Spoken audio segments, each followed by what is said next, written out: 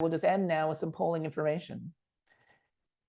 The percent of Canadians who support a modest surtax on owners of the most valuable homes. When we talk about adding a surtax, a modest surtax on the top 10% of homes, 68% of Canadians support that idea. The top 25% of homes, which actually would be homes way less valuable than $1 million, you still have close to 2/3. Clearly, though, when people are hearing this question, they're thinking that most homeowners live in more valuable homes than they actually do. Most houses, I should say. And when we make it explicit, we mean homes over $1 million. So there's no mistake what we're talking about adding, that additional taxation to. You still have, over a majority of people supporting it. And then think about when we actually ask homeowners who self-identify as being in homes that are over $1 million. And you can see that when we talk about taxing the top 10% of homes, you have about 2/3 of that group saying, yeah, I'm open to that. Now, that's partly because there's a little bit of confusion about are they in that top 10% group. So when we make it explicit and we say we are going to add a modest price on housing inequity, kind of modeled after the modest price on pollution, you get to see that still a majority of people who self-identify as being owners of homes over $1 million, a majority support it.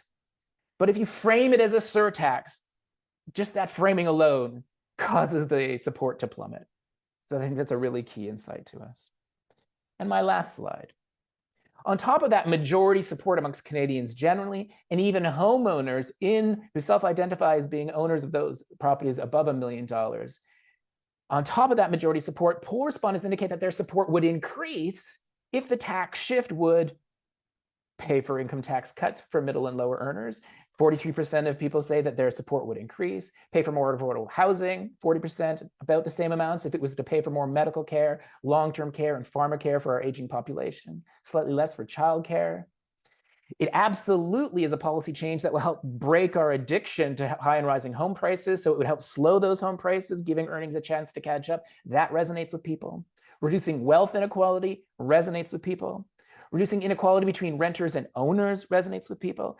And even there's a decent portion of people who understand that if you're in Atlantic Canada right now, or Saskatchewan, Alberta, Manitoba, even to some degree Quebec, and I saw that we were getting people from all of these regions, the fact that a homeowner in BC and Ontario, where we are accumulating so much wealth in our principal residences, which is not going taxed, but then we are having to pay income taxes just as everybody else is who isn't getting that high wealth windfall from their housing. There is an interregional inequity there. And so in many respects, Atlantic Canada, the prairies are contributing more in taxes than they ought to be, given that we are not taxing fairly the wealth windfalls that have been disproportionately generated in BC and Ontario. And there's clearly room to build that message, because when people hear it, they're like, oh yeah, that doesn't seem right either.